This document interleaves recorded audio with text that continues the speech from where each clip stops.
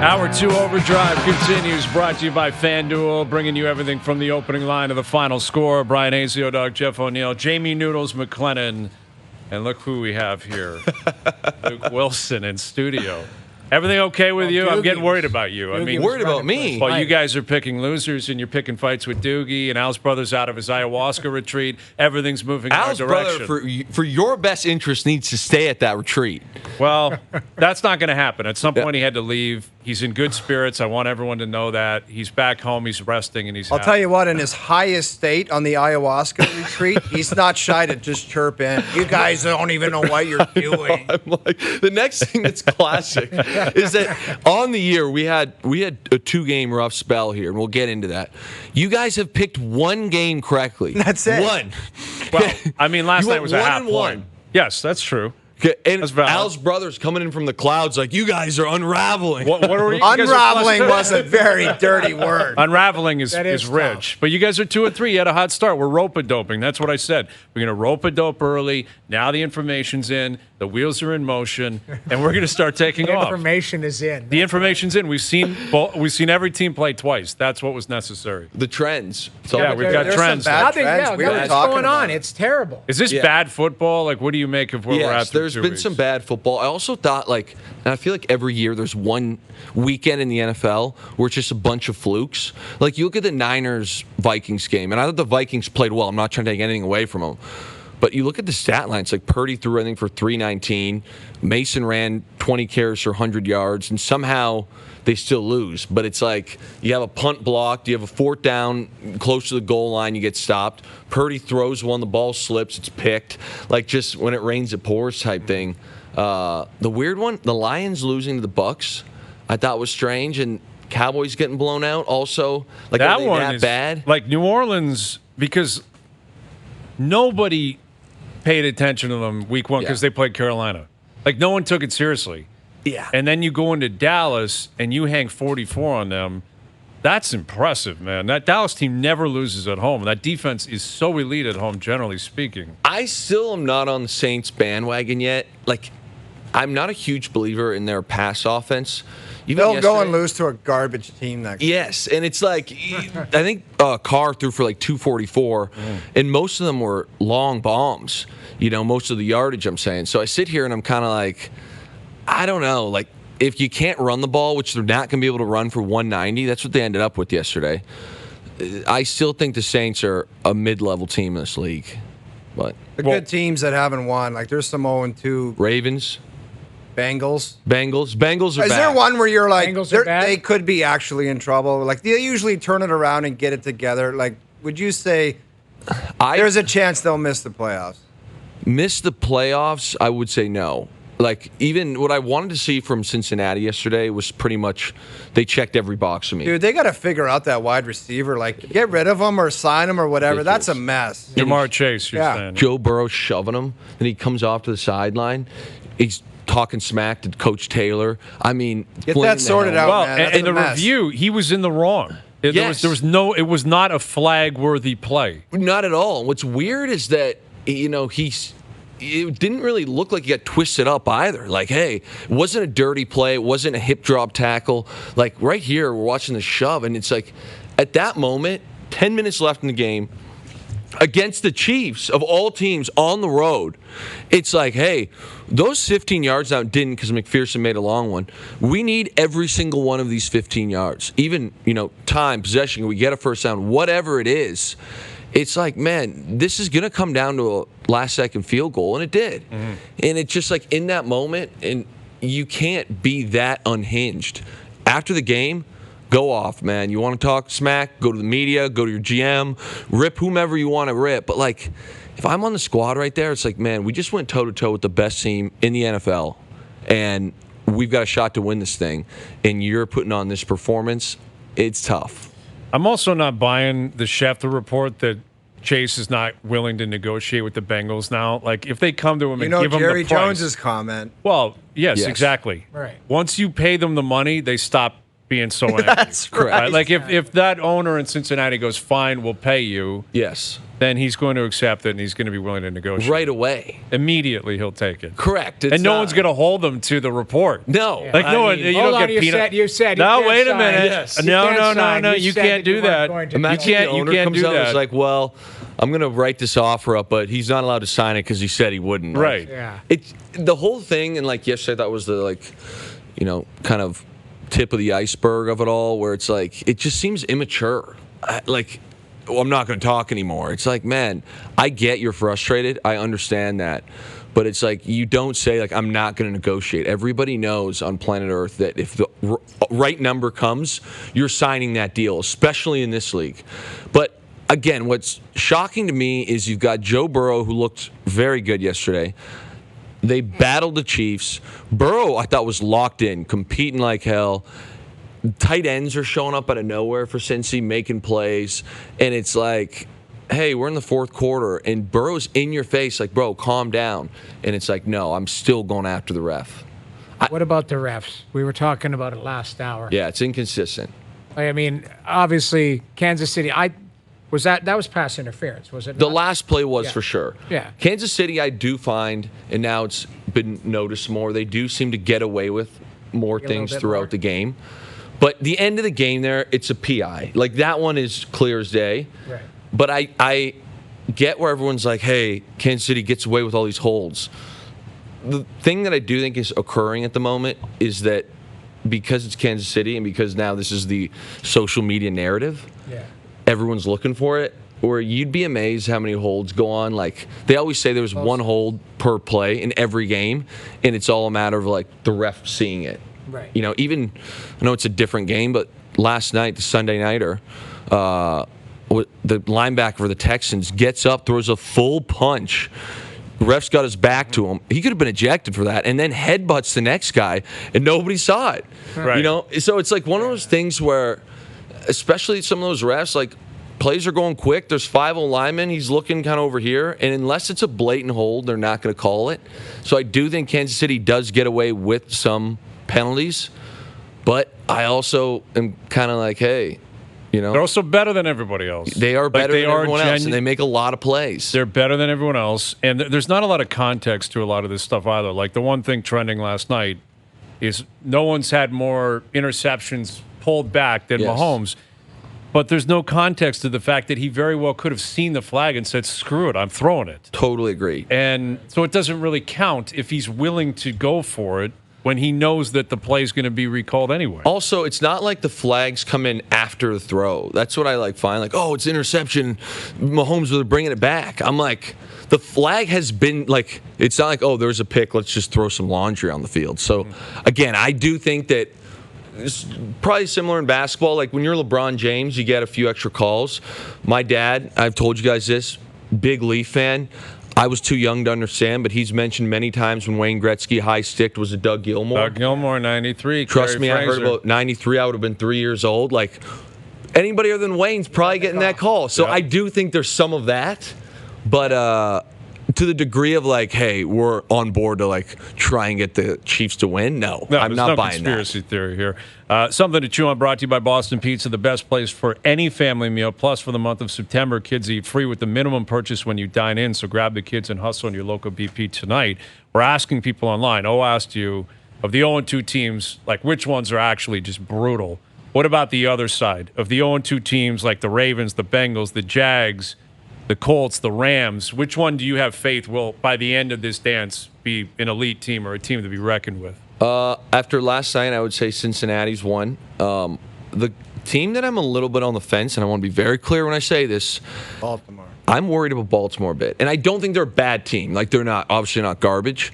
But I look at Baltimore and I'm like, okay, defensively, you lose Patrick Queen. Now, they still have Roquan Smith at linebacker, but, you know, I go back to our Seattle days. We had Bobby Wagner. We also had K.J. Wright. If we were to lose K.J. Wright, that's a massive loss. So you lose Patrick Queen. You lose Jadeveon Clowney. I played a season with Jadeveon Clowney.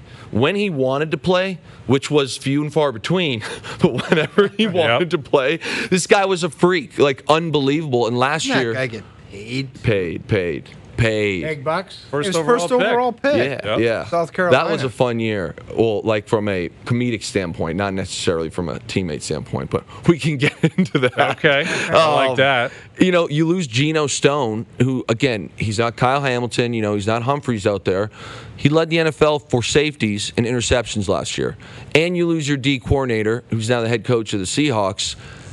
You lose Gus the Bus and J.K. Dobbins. Now you bring in Henry, but to me, and I thought it looked better yesterday, it's almost like they have two different offenses now, one with Henry in the game and one without him. Offense did not look great, you know, in either weeks. Didn't score a ton of points. Week 1 especially, I thought Lamar just played hero ball to save him. You're sitting here, you got a 10-point lead in the fourth quarter. You're now 0-2. Steelers are 2-0. I'm not saying they're going to run away with the division, but very good defensive football team. The Browns, I think the jury's out. It's all on Deshaun Watson, or if they decide to bench him. We're now 1-1.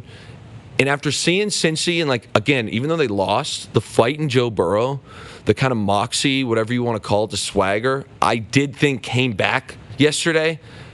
And when Joe's got that kind of look in his eye and is playing like that, defense looked better, you know. I'm worried for Baltimore. I am. It's interesting. FanDuel's got them still as favored to win the AFC North, plus 185. Bengals, plus 190. So 2 0-2 teams, in terms of odds to win the division, are sitting ahead of 2-0 Steelers, 1-1 Browns. And I get it. Like the Steelers, based on their history and everything. Yeah, and the Steelers have scored, I believe, 1 offensive touchdown in 2 games. Right. They have an aggregate score of 28, and they're 2-0. Yes, it's ridiculous. 1954. And it's funny because everyone says to me, like, oh, Justin Fields is 2-0. We should ride them on the starter. And I just want to be like, what games are we watching? Right. This guy has, like, and then one play game, he'll roll out and fling one down the field. And everyone's like, he's sick. I'm like, dude, what about the other 79 plays? Yeah. He's accounted for 1 touchdown, which was to their backup tight end he's 6'6", I think 250, 260, probably more. It was a back shoulder fade. Good throw. I'm not trying to take anything away from him. Wasn't like he was reading anything. Wasn't like it was like, hey, I got to manipulate the safety and zing a ball in the back line. Not that. That's my point here. And we're like, oh, man, Fields is 2-0. We ought to leave him in there. And I'm not saying Russ is going to take him to the promised land. But, you know, if he gives him even a slightly bit better chance to win right now, why is Russ not going in? Can you address something here for us when it comes to Russ? Because he was not technically inactive, right? He was the third-string emergency. Does he have to be fully dressed? Why is he dressed? Like, can he not throw on a tracksuit? What's the deal with Russ, Never man? seen that before. I think it's absurd through 2 weeks. But, and I like Russ. I really do. But when everyone is like, what is Russ doing? Yeah. Just remember that I have spent 7 years with this man in a locker room. And for the first 5, it was my locker, a space, and his locker. So there's a lot of moments in my life where I've kind of been like, that's a bit strange over there, but I just, nod my head and let him do his thing.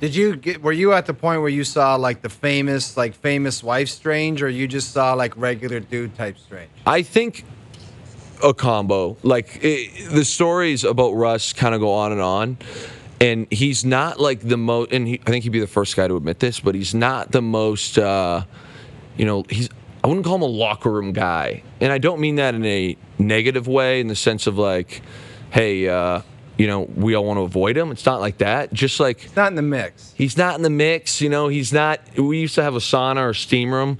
You want to talk about conspiracies, but in Seattle, we always thought that the locker room was bugged. So it'd be like, hey, if we ever wanted to like talk some trash about our coaches or somebody, and it'd be like, hey, we got a sauna meeting today, and the boys would go in there and just air out all their grievances. That sauna holds a lot of dark stories. Let's put it that way. And Russ was never going to be like in the sauna talk there, if that makes sense. And if he was, the sauna talk would be dialed down. Extremely dialed down. Okay. I like that. Is that fair? Yeah, that's very But he balls out. I get for us. I know recently he hasn't. So it's like, if he wants to That's a damning comment, though, for people that don't understand a locker room. If you have to tone down the chat when a guy's around, that's basically saying a lot. Not trusted. That's the thing. Just so you know, I guarantee you that sauna is probably the one that was bugged. Yeah, exactly. 100%. Yeah. Like everywhere else was not bugged. They're like, Pete is like, we're bugging that sauna. That's the spot. All these Like guys are in there. After I screwed up last night on a play call, half the team's in the sauna. Let's bug it. Yes. Luke Willson in studio. Do you see that scene? For starters, I got to give a shout out to my Packers. That they Agreed. bullied Indianapolis. They ran the ball. The Yeah. defense was unbelievable. But their center, Josh Myers, threw up on the ball. I've never seen that. I've never seen it. You've never seen it? I've never seen it in as far as like puking goes in a game. I've actually never seen that. I know like the odd video exists. But what's strange to me is, and I go back to college because back in the day, we're young idiot kids. Our strength coach in college, it was like, who could I make puke first? And we're not leaving until 30 guys go down.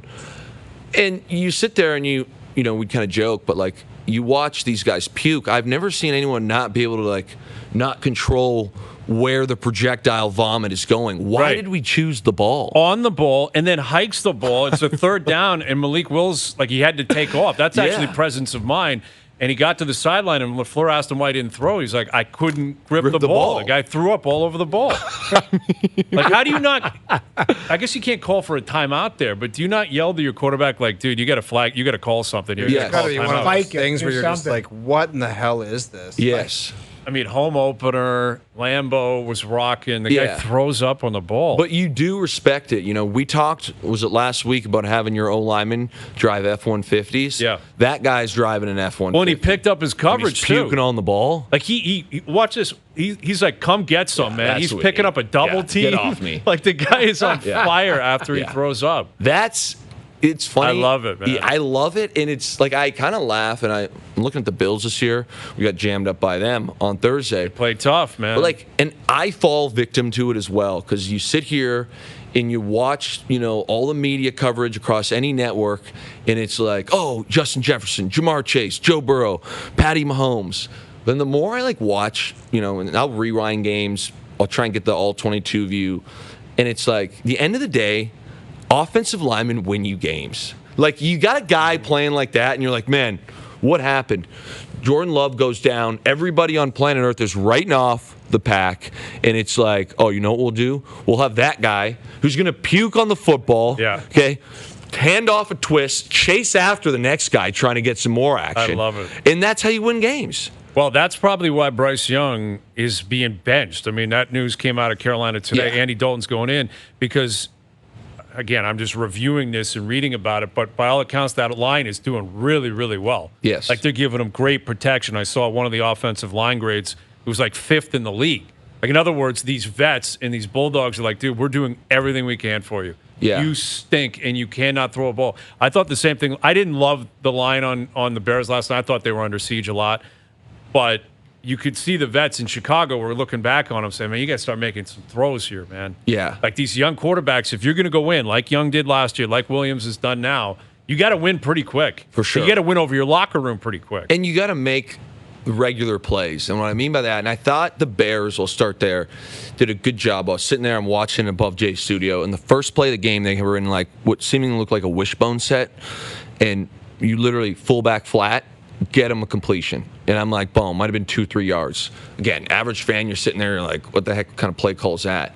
Well, if you watch Caleb week 1, he was just wildly inaccurate. So I think what Shane Waldron, the OC there, was thinking, like, hey, let's get this guy a couple early completions. Very, very simple stuff. Short, get him feeling into a rhythm, and get him, comfortable. And Caleb Williams in the first drive was elite, throwing the ball around. Nothing crazy, but move the ball. But then all of a sudden, it's like that first 15 plays, which are all generally scripted, kind of go out the window, and we need you to start, processing the game. And I still think Caleb Williams, I thought he was better. I did think he was better from week 1 to week 2. But you see the moments where he thinks it's college still. He thinks Hero ball. Yes, I can do this here. Like in the Pac-12, I can shake some D-end or D-lineman and then fling this ball. And there was an interception through to Cole Kmet on the sideline, a scramble. And he actually did a great job that time of eluding a sack. But it's like, if you're going to play that game, and Russ in his prime could do this like nobody else, that throw on the run can't not be wildly accurate, because as much as your guys are ripping around, so are the others. And these guys will close. And I thought it was a great pick where it's like, oh, I've got Cole Kmet. Let's, fit it in there. It's like, no, this needs to be a laser beam, my guy. Like, as hard as you can throw it, That's how it's got to come out. And I feel like DJ Moore to me has been a guy. I don't know if you saw him at the end of the game. He was pissed, man. And he had separation there. That's a throw you got to make. And I sit there, and if I'm DJ Moore, it's like, and this is one thing that bothers me. I'm sure it's every league, but it bothers me about the NFL is guys get narratives. And I look at DJ Moore, and I think this is a top 10 receiver in the NFL.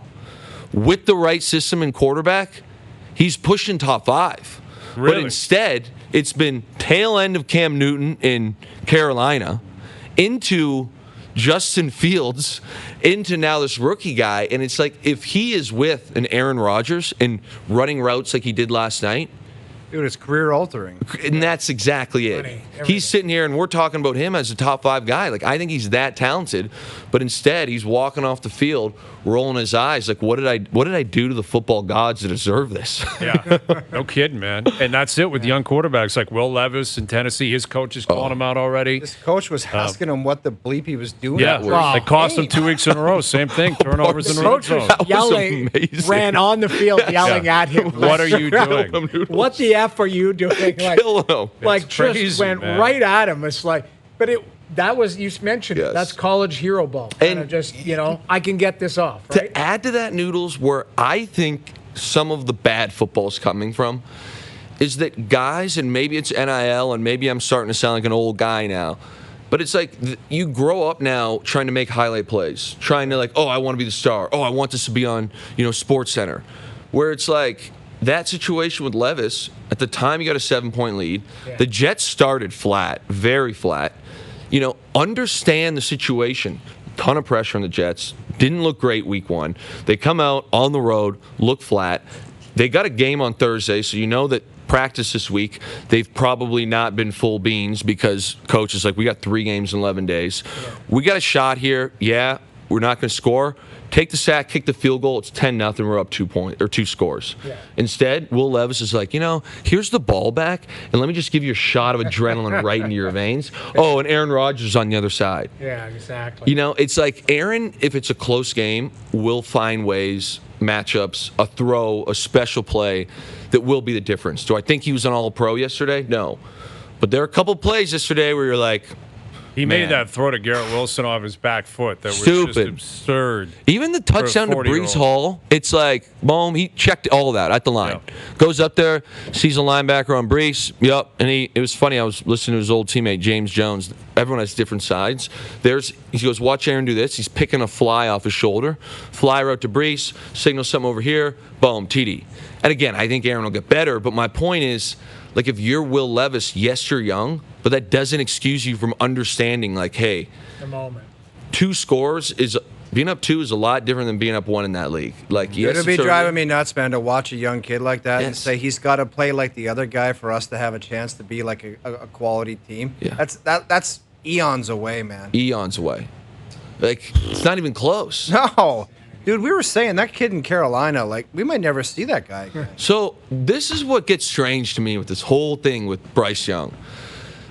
This morning, just chopping it up, and someone's like, this is before the news came out. They're like, you think you'll bench Bryce Young? I'm like, absolutely not. Why would they ever bench Bryce Young? And I don't get it. And now where my head goes is there's something emotional going on, or between the ears, whatever you want to call it. Because Andy Dalton is coming into play. And I like Andy Dalton. I do. I think he's a great quarterback. Great might be a stretch. But he's good. He's better than what Bryce Young is right now. Serviceable veteran. Yes. Right. Much better Keep description. him in a game. But my point here is you're not going to the Super Bowl with Andy Dalton. Can we all agree on that? Of course. They're not going anywhere. You're not making the playoffs. So it's like, why? What are you trying to do? Go, 9-8 with Andy and then be like, we got a 15th pick overall? To me, why not sit here with Bryce Young and be like, hey, we don't care what the media says. We don't care if you throw 6 picks a game and everybody on Twitter kills you. We need you to get better because we still think you are the future of this team. Where I get nervous now is like the fact that they're benching him must mean like, hey, we think he needs a mental reset. Take some time away, take the pressure off him a little bit, let him have some fun playing football again. The moment's too big. We'll bring him back in 2-3 weeks. So that's where I think this has now gotten, where as much as, because he interviews good, he's not like crying on the interviews. But I do think that, Dave Canales is probably over there now thinking, let's take a little bit off this guy's plate mentally. Dude, that owner down there, That's I don't know how you say. make an owner go away, but I don't trust the owner. Gong show. I don't trust that the owner didn't get involved. Like, I really don't. He's that big of a crapshoot that he didn't say, hey, down and said, get rid of this guy. Well, like, when you look at what they gave up to get him, too, I have it in front of us. The Panthers, this is what they traded away to get the pick for Bryce Young. The 9th overall pick in 23, the 61st overall pick in 23, the 1st overall pick in 24 that went to the Bears, a 2nd-round pick in 2025, DJ Moore, and $37.9 million in cash. Correct. And this guy's a backup. Insane? That's how much they gave. And here's what makes it worse. And CJ Stroud was sitting right there. Stroud went second, and it was a coin flip. It was which one do you want? Yeah. Like Stroud, is bigger. Young is maybe from a better program or whatever it was, and they went with Young. And Stroud, look how good he looks right now. He looks like a veteran that knows what he's doing. Light years in front of Bryce and he's Young. already playing. And 2-0 down in Houston. It's incredible. To me, again, I sit here, though, for Bryce, and I'm like, hey, it's hard. And I'm not saying this is easy. You sit there, ignore the media. Like, he's getting killed. I get that. But, like, if I'm Dave Canales, I'm going out here now and saying, okay, we're not going to win the division. We're not going to make the playoffs. Bryce, you're throwing it 45 times next week. 45 times. Like, what plays you want, what throws you like. Go out there. Pretend like you're a little kid again. There's no pressure. Just sling the ball around. You throw 5 picks. Maybe, you'll set the interception single-season record, which I believe right now Peyton Manning owns. Peyton's got like 31 or something like that. It's like, again, obviously Peyton Manning is 1A, 1B. Side note, did you see that Arch Manning play over the weekend? Yeah. Yes. That kid is coming, man. You talk about tanking. That might be what that's what Carolina should do. Then keep Bryce Young in. That's what I'm saying. Keep him in because he's got to play next year and basically be terrible for 2 years. Whose kid is that again? That's Cooper Manning, the oldest brother. Yes. Kid. But that kid he looks like a stud. Looks so good. And he kind of looks athletic. Yeah, he ran for 65 yards, juking guys. Well, I'm like, you think of the Mannings, like you don't think of. Yeah. Running period. That's going to be a story in Texas because the kid that he replaced that got hurt, they're saying he may be a top 5 pick for this sure. year. Like he's a really good quarterback. Very good. And a senior, and he went back. But Arch is sitting there, and Texas is like, man, we're paying this guy probably $3 million to be there. Oh, maybe more. He's the future. It's a Manning. Yeah. I would love to know how win. much these Texas kids are actually getting paid. Like when I was at Rice. There's going to be a great Netflix series for on sure. that. But it's legal now. It's all I know, good. but even that, Hayes, like how much more? And why I say that, Texas is light years ahead of Rice as far as football, everything. And there was some shady stuff going on at Rice, and there's 10 schools better than us just in the state of Texas. Like, when I say guys buying $1 trucks, like, I was giving baseball lessons one summer. Okay, I would love to know how far this NIL money actually goes. Well, I mean, again, he stayed there where with the portal, he could have gone anywhere and started. Correct. And he was like, no, I'm going to stay here. I want to play for Sark. And it's like something's up in Texas. Like someone must have went to him before the portal hit and said, here's $10 million. We need you to stick around. For sure. Like literally. Christie pitch. It could be like boosters or NIL or whatever. Like the NIL on the record and then off the record, here's another like $10 million cash. Guys would be getting, this was 15 years ago, but you'd have just a cake, an actual cake in your room. You'd go into a hotel room or whatever, and there'd be a cake in there, and in there just being a cake and an envelope. Nothing on it, just a bundle of cash. You don't know who it's from. You just take maybe you have a piece of cake and you take the envelope. What's the cake for? Why do you need cake? I'm sure someone delivered the cake so that no one's on the security cameras. Like, hey, I see. Someone said to pick this cake up. And an envelope. That's not shady at all. This guy's getting paid. Oh, he's my buddy owned a flower shop in Carolina. And I walked in there one day to see him, and there was 2 of the most gigantic human beings you've ever seen. 19, 20-year-old guys, and I was like, who are those guys? He's like, they work here. Don't worry about that. Lineman, flower, they work here. North Carolina. All right, you guys are on the clock here. It's Eagles Falcons tonight. Eagles -5.5 according to FanDuel. You guys Partsy need to pick a winner here. Let's call it what it is. Partsy, you might be upset with me on this, but I just want you to hear me out. I just want to chime in with one thing. Please. I think there's a chance my guy Kirky Cousins respond and isn't that junk. Primetime Say Kirk. less. We're on the foul. Yes, baby, let's go. Let's go. You're taking primetime Kirk Cousins. 100%. Do you understand how Did this you guy look at the plays on response Monday of night? Joe Burrow? Yes. Kirky Cousins Yes. could do it. Kirky Cousins could It's do the it. same line. But you It's know the same damn well line. that they suck tonight. He's going to come back with under the lights in prime time. This guy's garbage. Nobody worse, maybe in the history of football, than Kirk Cousins. When he was on the Vikings. Now he's a new man. He's got a new Achilles. You He's see a him new last man. year? He was brutal last week. This is why I love this line. Last Dude, week, it's a big ass though watching this cat last Philly night. on a agree, long but break coming Vic back from Fangio Brazil. had his great week 1. He still gave up 29. Vic Fangio. Vic Fangio's going to struggle tonight. Now we got to root for Vic You're on Fangio. Vic Fangio's I've side always tonight. been a big fan of Vic Fangio. You love Vic. Yeah, we love Vic Fangio. All right, well, I got to make sure Al's brother knows. I mean, he's probably in a bit of a stupor Parts, are right you now. sure? I'll tell you why I even like the back door in this. You know, Kirk, even if they're down 10, something like that, he's a great stat guy. Let me late in just the game. interrupt you. I don't know Kirk. I need you to know Kirk. This defense is much worse than Pittsburgh. They got a good run game with Bijan. Kirk's going to look a lot better. Again, just in the chat, ignore the Muppets. When Philly's up 10 and there's like a minute 12 left, and you're like, man, we're going to get jammed because Kirk's going to come down there, hit a couple throws, and they'll lose by 3, and the cover will be great. Not in that building. You're going to bet against the Eagles home opener on a Monday night. Do you know what that building's going to sound like tonight? Dude, all I know is for understand? the last 3 years sitting in here beside you, every time this guy plays in a primetime game, you're like the worst player in horrendous. the history of the league. It's horrendous. I'm telling you, Kirk's back. Okay. Kirk's back. With a new Achilles. Kirk's back with a new Achilles. He's and got a whole new Achilles and a offense. new uniform. All right. Isn't it hashtag Rise Up? Isn't that their thing? That might be their thing. I'm just going to be putting that in the Rise chat. up. Rise Go up. for Rise it. up. I love you it. had some language in the chat last night. You Rise said, dude, up. I don't was like you because guys going at Commissioner. Now Doogie. I got to sit here Tim Donaghy. and Doogie's trying. That's 2 weeks in a row. He deleted it week 1 because someone else on Twitter called him out. I'm walking out of Jay's studio and I get some tweet that says, "Great job going 0-3." I go, 0-3. It wasn't a good day, but I'm like, we were 1-2. No, now I'm scrambling to find the line. I know. And Doogie's tweeted that you guys swept us. That was the definition of a backdoor cover last night.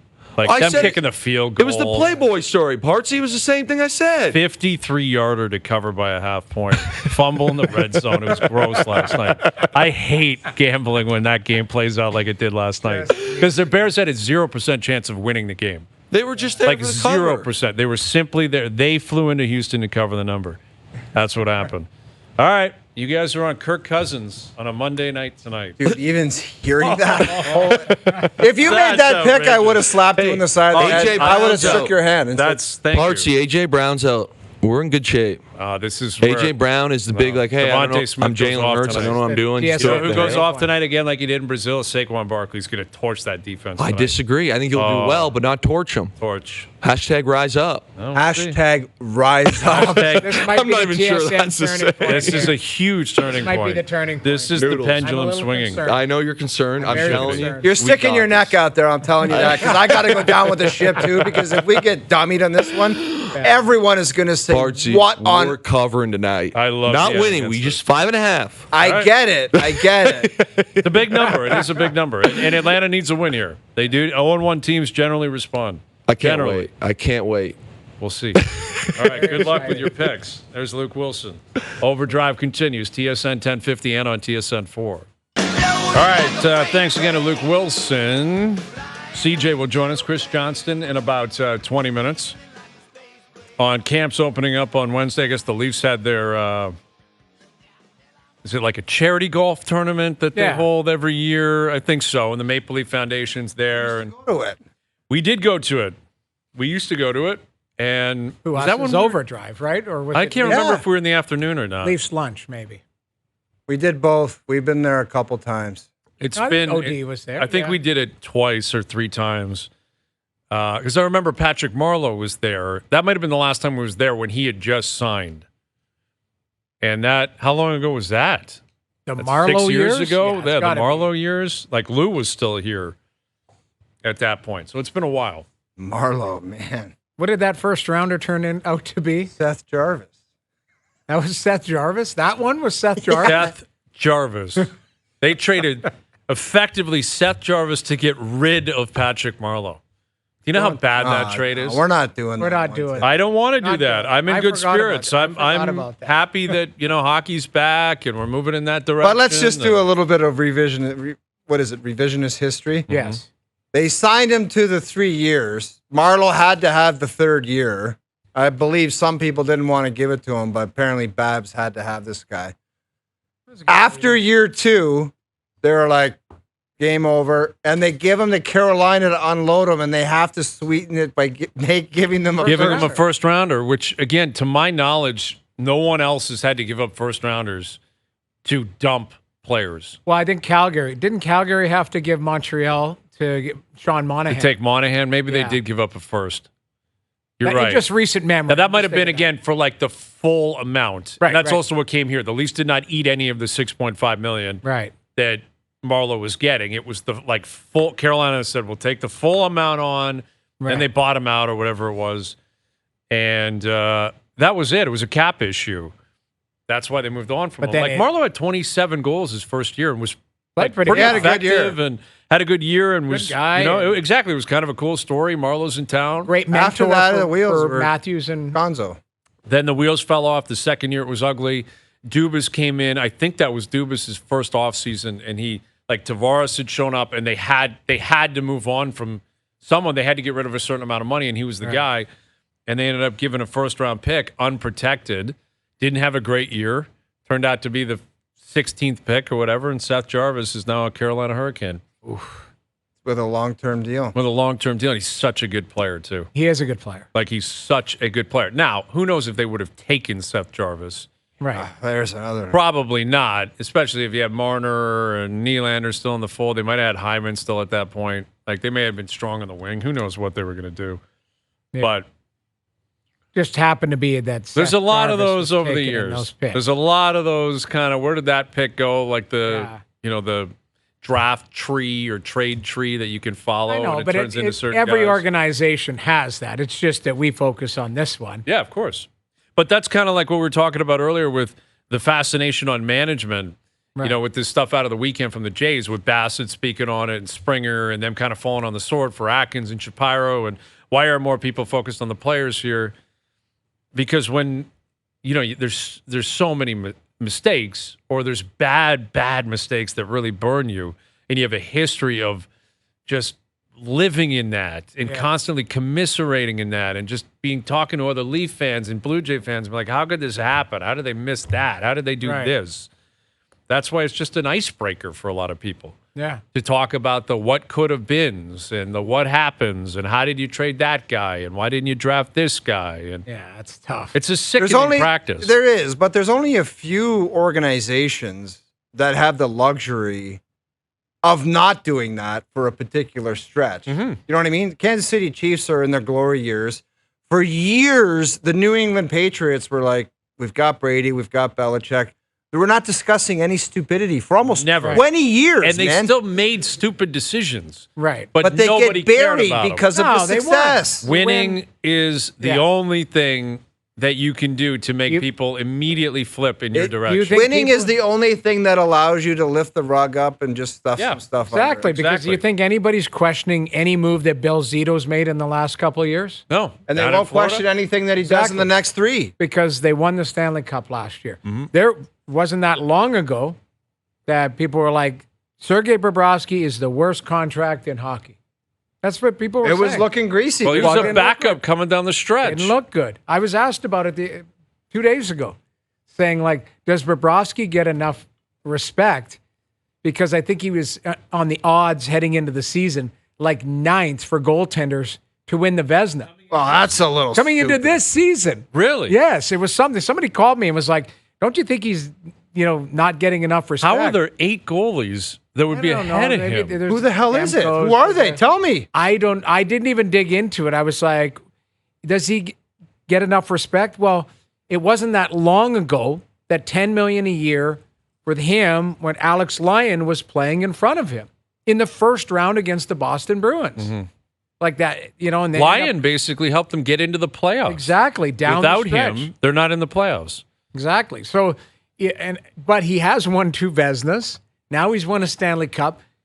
You could argue that he was in the Conn Smythe conversation on and off for a while there. For sure. He almost did what, like, he maybe should have won the Conn Smythe the year before when Vegas won the Cup instead of Marchessault. Right. Like, as good as McDavid was this whole playoff run, Bob was out of this world the way he played. Down 3-1 against Boston, 5 games against Toronto. Yeah. Can't remember who they played. Carolina in the conference final, I think, beat them in 5, I think it was. Yeah, and he was outrageous. It was staggering, the numbers. Yeah. And, like, the analytics, the saves above whatever, expected, all that kind of stuff. Like, outrageous the way he was playing. Yeah. And then his wheels fell off against Vegas, and Vegas kind of steamrolled him. And I think Marchessault was really good, and it was a quick Cup final. That hurt. Yeah. Like, McDavid, I don't think wins the Conn Smythe if they get swept.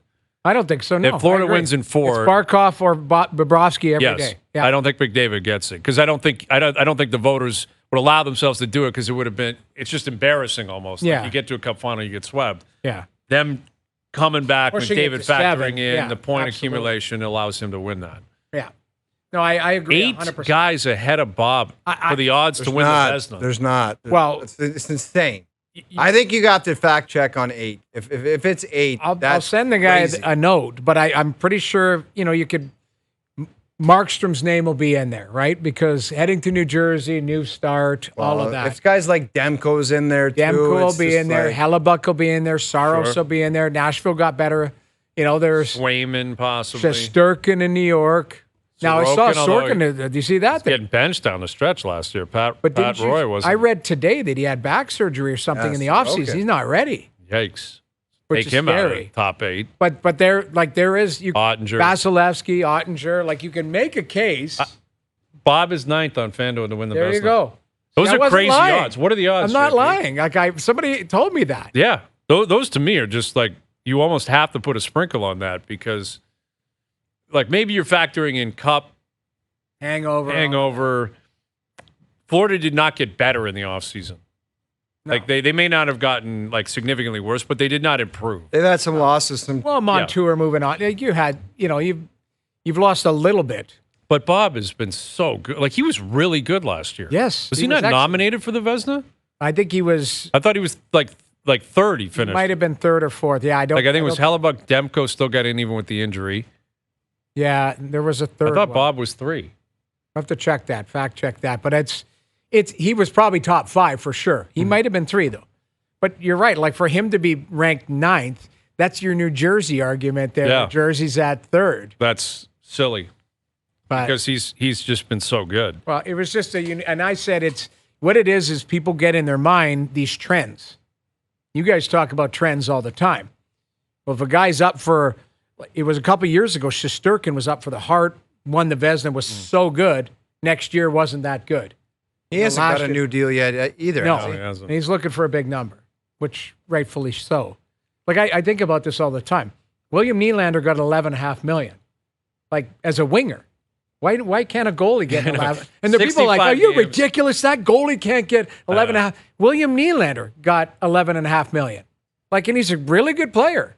But I Right. would argue that Shesterkin's a really good Well, it player. has more of too. an impact on wins and losses. Exactly. Like if you give me 60 starts with a 920 save percentage, that's worth more than any winger in the league. but that's probably what I'm talking about. Position short of maybe like Matthew Tkachuk or Kucherov. We just had Josh Yohe on. He was like, "Yeah, the Dubas gave Jari way too much money. It was $5 million a year. Way too much. Brutal deal. $5 million a year. I know goalies. There's they're just third they're line treated guys differently. that make I've $5 never million. liked that guy though. I don't know why. Bob was 3rd for the Vezina last year. Okay, there you go. All right, CJ coming up. Richard Griffin as well coming up. Overdrive continues. TSN 1050 and on TSN 4. All right, CJ and Richard Griffin coming up. Our best bets brought to you by FanDuel still to come as well. See more heartbreak for Rory McIlroy at the Irish Open. He kind of messes up on 17, and then he's got an eagle putt to push a playoff. It's like a 12-footer, 15-footer. He saws the edge off and loses. And he had control of the tournament, basically. The whole tournament. Yeah, the whole tournament. You And- call him a choke job. Well, it's not. I don't want to do that. I'm just calling like a spade, dude. This guy's Greg Norman. Like that's what he is now. It's Do we need a sweatshirt with his Like the picture of Rory like bent over is the new Greg Norman. The two putts at the U.S. Open are infamous. They will be remembered and referenced in golf lore forever.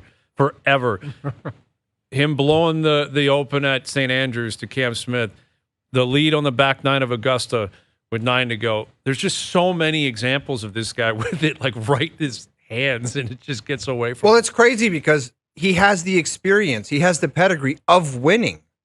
Yes, and exactly. Something has just got in his head where it's like, I don't know, man. Like, I don't know. And that one's tough. Like, he's Irish. Yeah. It's the Irish Open. He had it. Dude, Hogarth that U.S. Open, I think back, like, that was shocking stuff. I missed those two putts. Yeah, like the first one, I was like, did I just watch that? The 2-footer. Pull the video when at the start of 6 o'clock. I want to see him miss those 2 putts. So harsh. I want to see we're going to review the. I want to review the tape. U.S. Open tape. I want to review the. Joe from the Bridge is crafty enough. He'll pull them. I'm sure you can find a little to break it down. Spliced together highlight reel of him jimmying both putts. Oh, terrible. Yeah. Terrible stuff. Ugly. All right, hour 3 coming up. OverDrive continues. TSN 1050 and on the TSN app.